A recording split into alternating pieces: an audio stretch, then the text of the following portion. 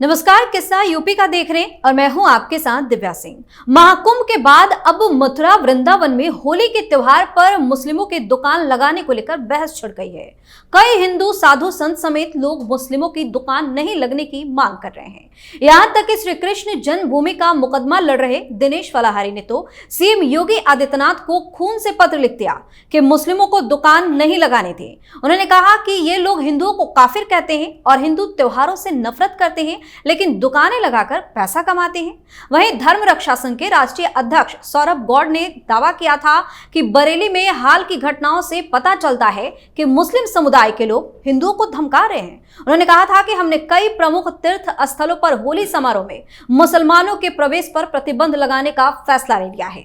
दूसरी तरफ सपा नेताओं की बेचैनी बढ़ गई है। उनका कहना है कि भारत का संविधान ऐसी मान्यता नहीं देता है। बीजेपी सत्ता के लिए हिंदू मुसलमानों को बांट रही है। साथ ही मौलाना गैंग में भी बौखलाहट साफ नजर आ रही है। आज इसी पर चर्चा करेंगे। मेरे साथ स्टूडियो मौजूद हैं कैपिटल टीवी के executive editor Rajeev sir. Sir, आपका स्वागत है। धन्यवाद। पहले महाकुंभ और अब मथुरा वृंदावन में जिस तरीके से एंट्री बैन की इनकी मांग हो रही है, मौलाना तो बौखलाए हैं, समझ में आता है, लेकिन समाजवादी पार्टी की छटपटाहट इतनी क्यों बढ़ जाती है? देखिए, समाजवादी पार्टी भी तो मौलानाओं की पार्टी है, छटपटाहट तो उनकी होगी, क्योंकि अगर डिवाइड बढ़ेगा तो फिर स्पष्ट हो जाएगा कि तुम या तो मुसलमानों का वोट लो या हिंदुओं का वोट लो।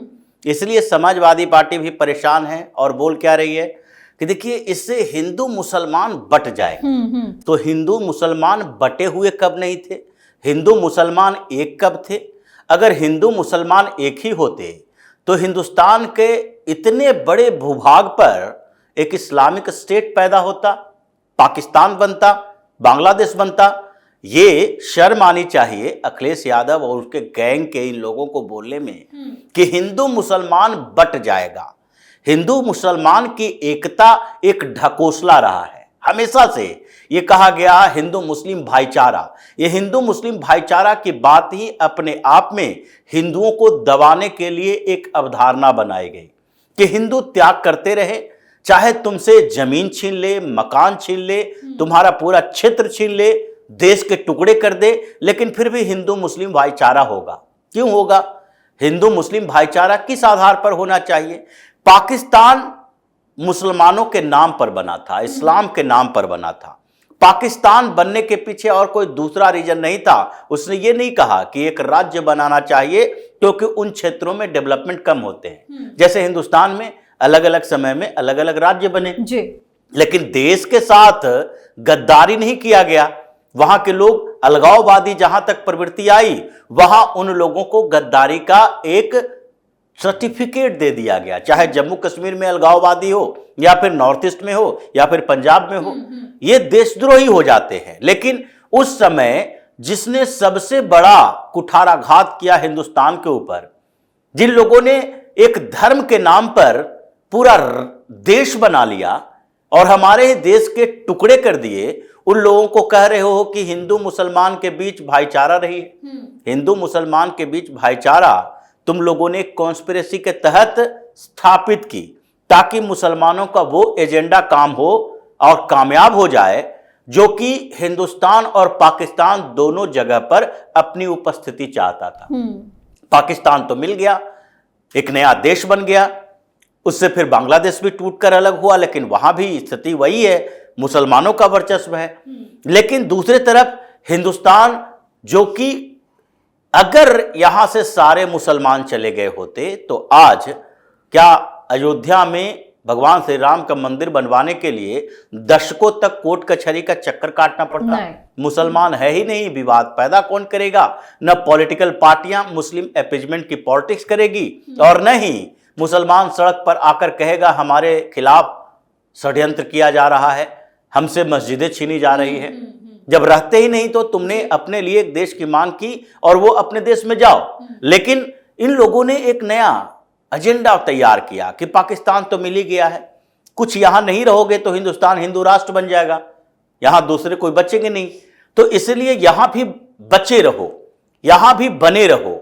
और उसके लिए ऊपर से षड्यंत्र किया गया, कॉन्स्पिरेसी कांग्रेस के कुछ नेताओं ने की। कांग्रेस में कुछ मुस्लिम चेहरे थे और वो कहा नहीं नहीं, हम पाकिस्तान नहीं जाएंगे। उससे समस्या क्या थी?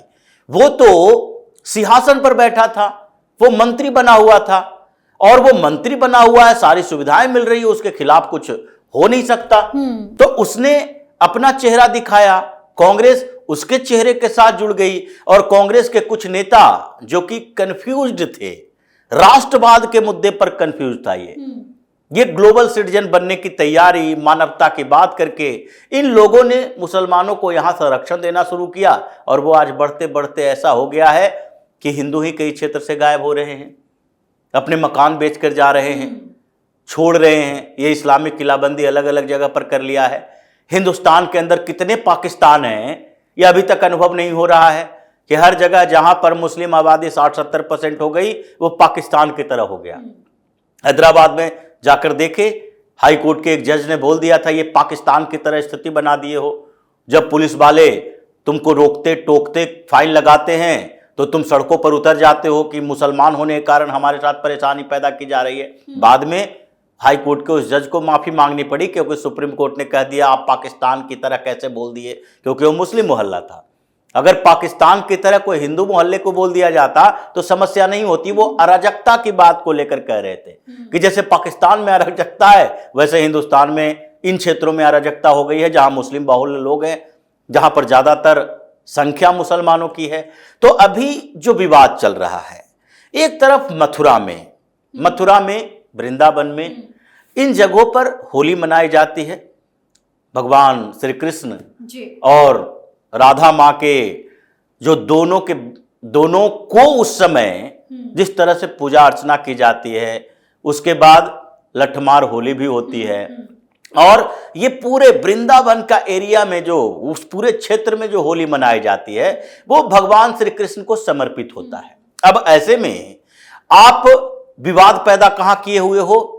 भगवान श्री कृष्ण के उस जगह के लिए जहां पर हमें भव्य मंदिर उसी तरह बनाना है जैसे कि भगवान श्री राम के लिए अयोध्या बनाया गया, तो उस जगह पर तुम विवाद पैदा किए हुए हो, नहीं यहां तो मस्जिद ही रहेगा। और उसमें कौन सा मुसलमान और कौन सा मुस्लिम संगठन सड़क पर उतर कर आया, और ये जो स्टॉल खोलता है, दुकानें खोलता है, जाकर वहां होली में पैसा कमाता है, उन लोगों ने कभी सड़क पर उतर कर कहा कि नहीं, हम तो मथुरा वृंदावन के लोग हैं, हम भगवान श्री कृष्ण को की आराधना करते हैं, हमारे यहाँ इस क्षेत्र में तो कम से कम राधा राधा बोला जाता है, जय श्री कृष्ण बोला जाता है, तो यहां तो मथुरा की पहचान कोई मस्जिद से नहीं हो सकती, भगवान श्री कृष्ण से हो सकती है। तो इसलिए इस परिसर को खाली करो, भगवान श्री कृष्ण का ही मंदिर बनेगा, और उसके बाद यहां पर जो 10-20 किलोमीटर दूर, 50 किलोमीटर दूर कहीं एक मस्जिद बना दो, क्योंकि उस मस्जिद में ऐसा कोई अरब से तो लोग आते नहीं है नमाज पढ़ने के लिए, और नमाज पढ़ने के लिए तो ढेर सारी मस्जिदें हैं मथुरा के अंदर ही। तो इसलिए जब तुम ये विवाद करोगे तो उसके बाद तुम्हारे खिलाफ भी विवाद पैदा होगा। जो तुम हमारे पैसे से घर चलाओ, परिवार चलाओ, और साथ ही हमारे खिलाफ कॉन्स्पिरेसी भी करो, और हम उसके लिए योगदान दे तुम्हें। तो इसलिए जो इकोनॉमिक बाइकॉट की बात चली है, हिंदुओं के बीच ये धारणा बनी है कि हमारे मंदिरों को तोड़कर मस्जिद बनाते हो, और उस मस्जिद की सुरक्षा के लिए तुम कोर्ट कचहरी मुकदमा हंगामा झगड़ा करते हो, और हमसे ही पैसा लेकर उसकी सुरक्षा करते हो। तो ये तो दोहरा मानदंड नहीं चलेगा। तुम अपने तरफ से अपनी चीजों के लिए पहले ही हिंदुओं को बाहर कर दिए हो।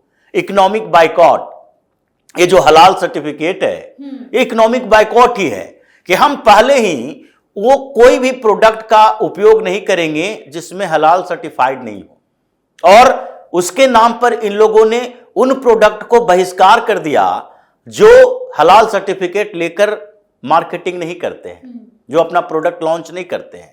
तो इसलिए तुमने तो पहले आर्थिक बाइकॉट कर दिया है, इकोनॉमिक बाइकॉट कर दिया है, तो फिर हमें क्यों नहीं करना चाहिए?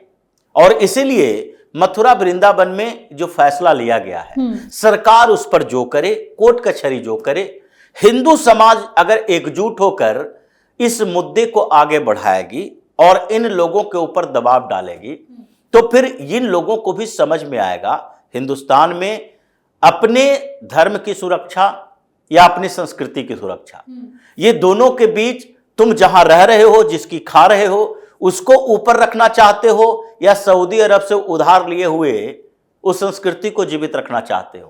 तो फिर तुम अपने मजहब और संस्कृति पर टिके रहो और हमें अपने मजहब और संस्कृति के लिए दो।